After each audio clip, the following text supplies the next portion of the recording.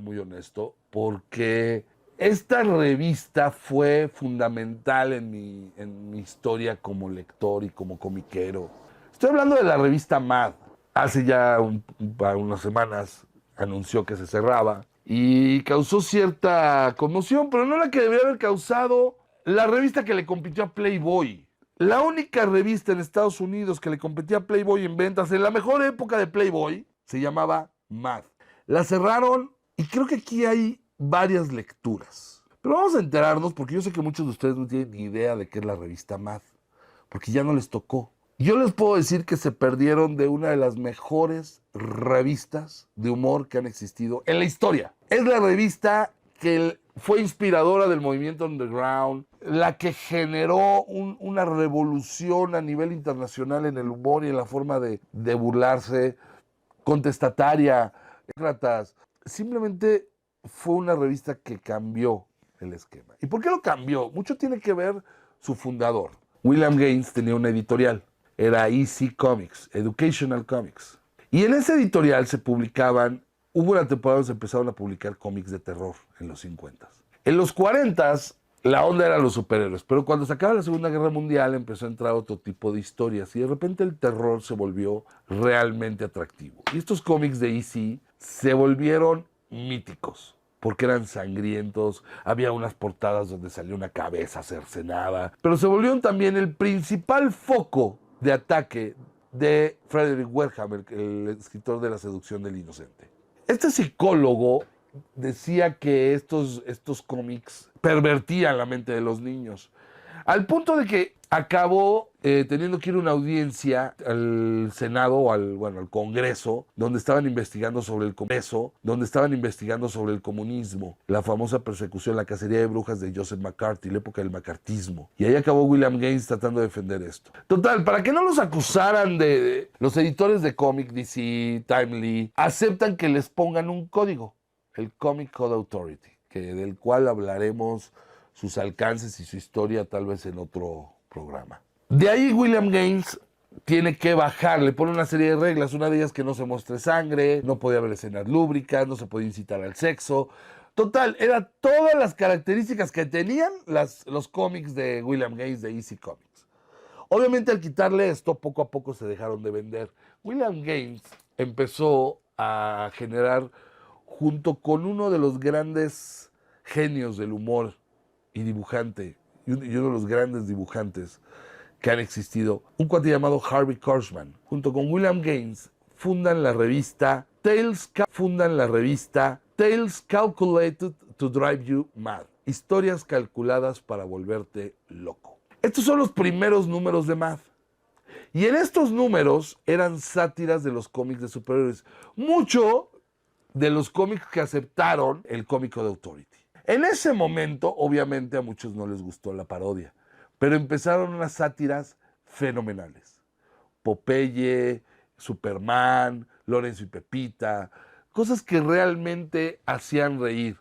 Veías a Superman con la capa veías a Clark Kent con la capa de Superman saliendo del traje, veías a Popeye sin encontrar espinacas y Olivia dándole besos a Bluto. En fin, se pitorreaban de todo. Y esto les empezó a gustar, pero eran tamaño cómic. Entonces les empezaron a aplicar las reglas del Comic Code Authority. Para evitar esto, convierten esta publicación, Tales Calculated to Drive You Mad, en una revista en tamaño Comics.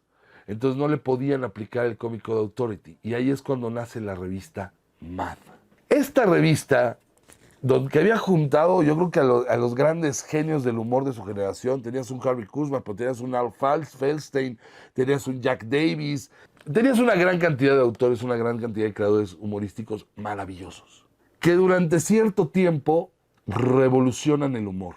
Cuando sale Harvey Kurtzman peleado con William Gaines, llega una nueva generación y entonces empieza a llegar Mort Rucker con su dibujo, con sus caricaturas de películas impresionantes, sus sátiras.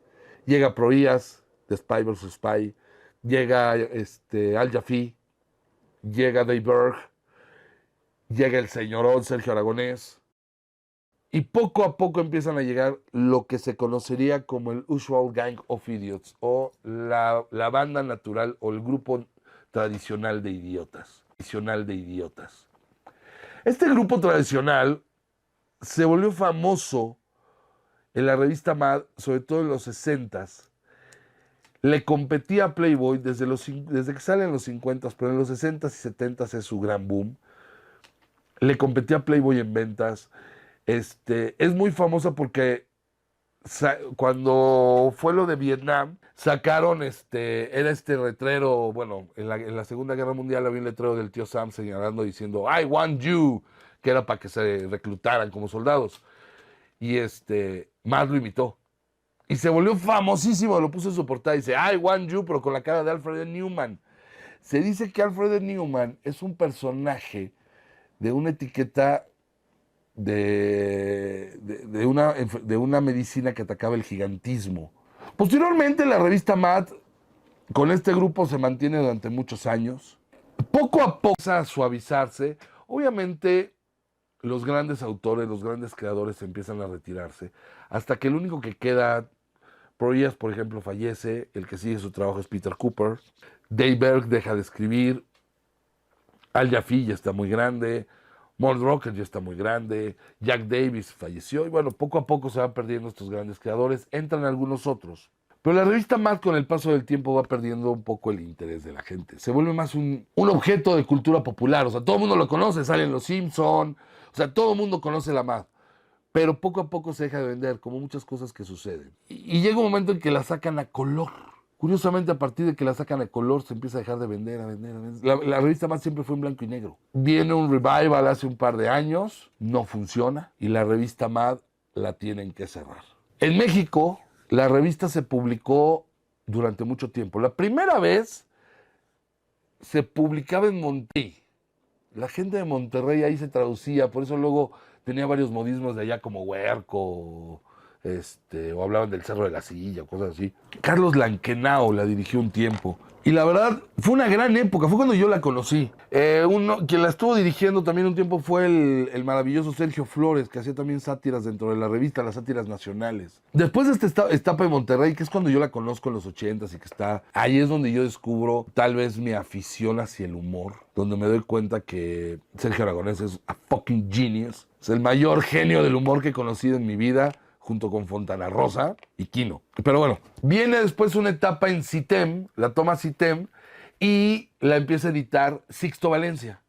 De hecho, dato curioso, a Sixto Valencia es muy conocido, tal vez algún día les cuente algunas de las historias de Sixto. Es conocido que lo corrieron, un día no lo dejaron entrar a Editorial Beat, su casa durante más de 30 años. Le cerraron la puerta. Mucha casa durante más de 30 años. Le cerraron la puerta. Mucho de esto fue porque Manelik de la Parra quiso comprar la licencia de Mad. Y cuando la quiso comprar se dio cuenta que ya habían comprado CITEM y que le iba a editar Sixto. Y dijo, si Sixto es trabajador nuestro, no, era un dibujante como...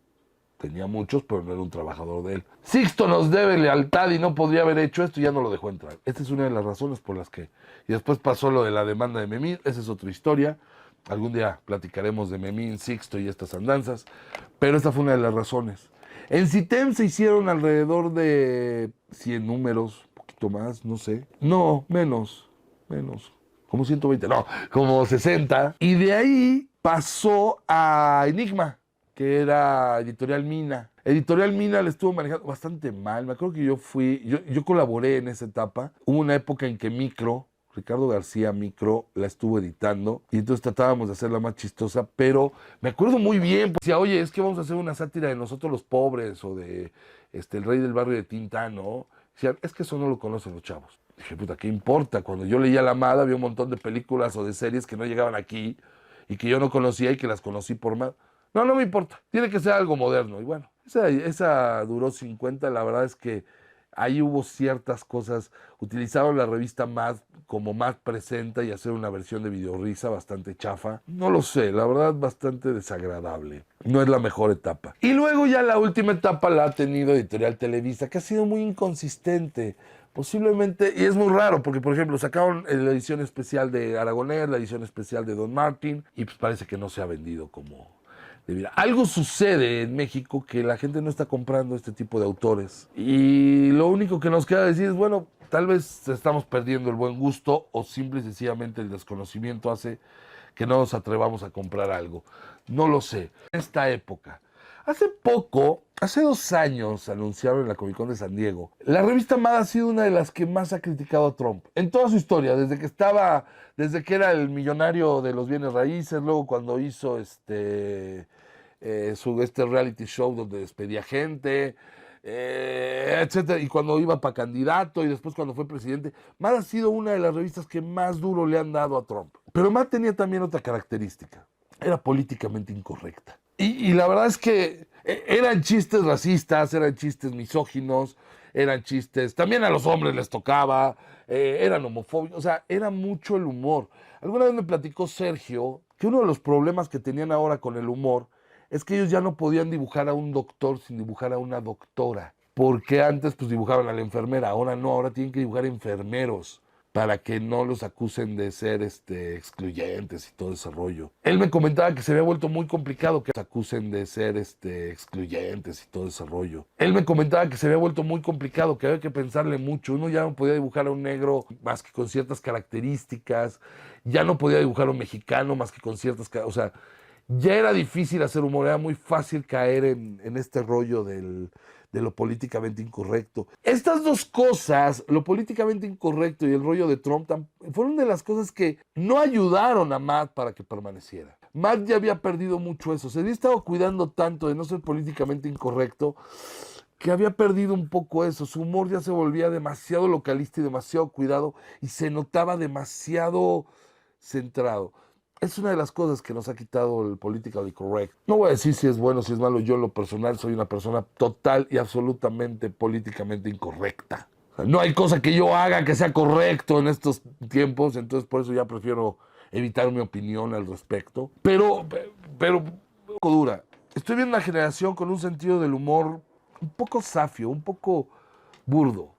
Se están riendo de cosas que ponen en YouTube o se están riendo de, perdón, de estandoperos que no tienen la menor gracia.